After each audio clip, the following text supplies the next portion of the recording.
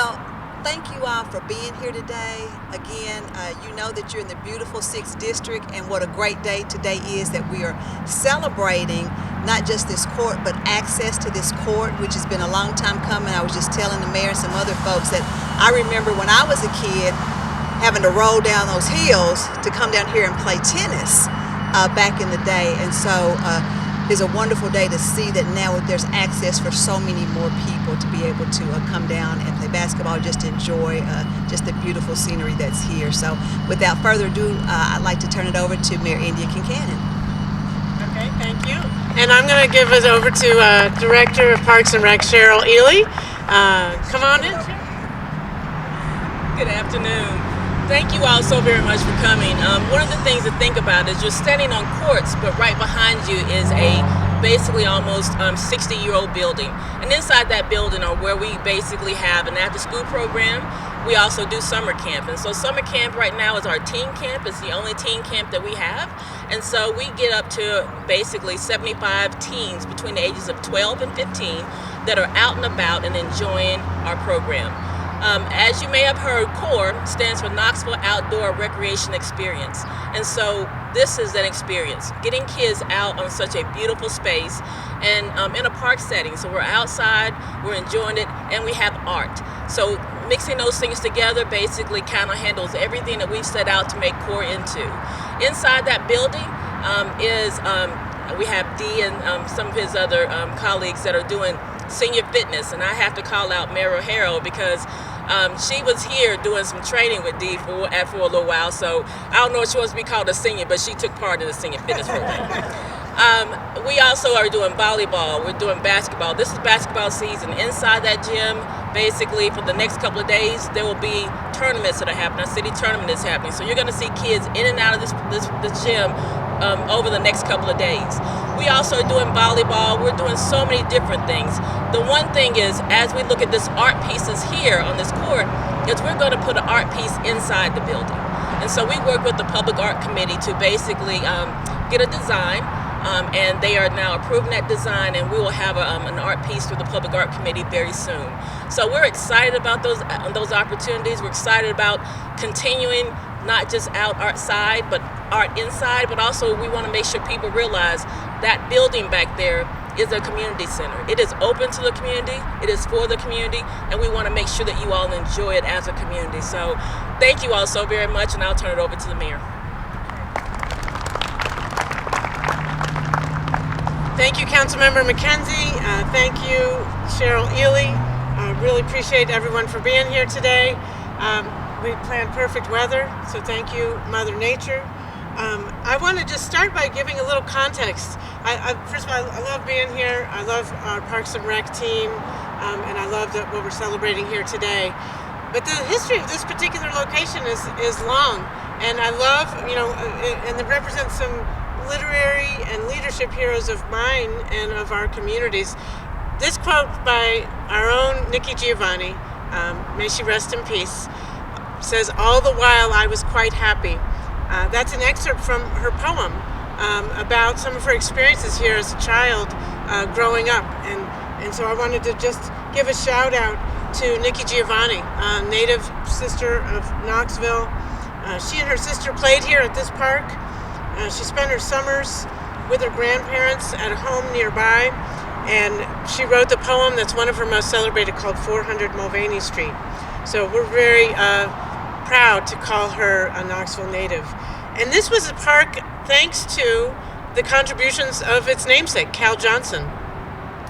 Cal Johnson was a former slave turned businessman and philanthropist, and he had the wherewithal to bring himself from slavery to become the first African-American millionaire in Knoxville and maybe beyond. So through his philanthropy in 1922, he helped fund the first park here, Cal Johnson Park. And at that time in 1922, there were 12,000 people in attendance, and there was a water fountain, a flagpole, a lights, sidewalk, and I think that was a very popular park. That's the park that Nikki Giovanni and her sister played in. And as happens in life and in cities, there's nothing constant but change. And so over time, there's been new roads built in, and community centers built, and so we roll with those changes. And like Cheryl said, we have this beautiful community center here.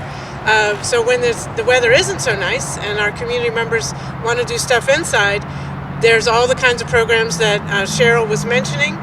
And the space inside, if you haven't had a chance to visit, is gorgeous. And it's gorgeous and well maintained because the city has invested in that renovation. There's a large multi-purpose room, new activity rooms, a really quite beautiful kitchen. I think it's nicer, certainly nicer than my own kitchen. New furniture, computers, access to the internet, a fitness room, there's a playground, and so there's a lot of community activity inside that building, and more to come. So we've known for a long time that this was a special place, and someone else who isn't a Knoxville native, but is someone I look up to very metaphorically and literally, Candace Parker. And a few years ago, I joined Candace Parker and Gwen McKenzie and Cheryl Ely and other community members. Anyone else here help paint this mural? Aaron Browning, our Parks and Rec teams. And she donated through her foundation these magnificent transformation of these courts, and that was a very memorable experience for our community. I love the quote over here by Pat Summitt: "Left foot, right foot, breathe." That's always good advice. And Pat Summitt's one of the best, not just coaches but leaders in American history, in my view. And so as we celebrated that, first I had a very memorable experience, and Gwen McKenzie caught it on tape. I got to play a little one-on-one with Candace Parker, and sure enough, she swatted away one of my shots. I got blocked by Candace Parker right here. So we've had a lot of memorable events here. But on that day, it was a reminder, as Gwen said, we're a hilly town, and this beautiful amenity was something that was hard for people with mobility issues to access, and even people without mobility issues. It was muddy, it was wet, you had to go either zigzagging down. It was hard to get to. So we saw that problem, we identified the solution, we invested in the solution, and today we're here to celebrate that now, thanks to this ramp and these stairs, anybody in Knoxville can access the fun activities happening here at this park. So that's great news. I'm very thankful for all the people in our engineering team, engineers and contractors. Thank you for helping make this possible. Raise your hand if you're part of the Parks and Rec department. Thank you guys for inspiring so many people to come and enjoy these spaces. And just as a reminder, this is just one of many aspects to our upcoming Reconnecting Communities grant. We got a $42.6 million grant, which we announced last year. And it's the biggest single grant that the city of Knoxville has ever gotten from the federal government. And it's going to be creating this cultural corridor starting on the south side of the river, across the bridge, all the way into Morningside Park, and east into East Knoxville. So this is another part of that cultural corridor and that part of reconnecting our communities.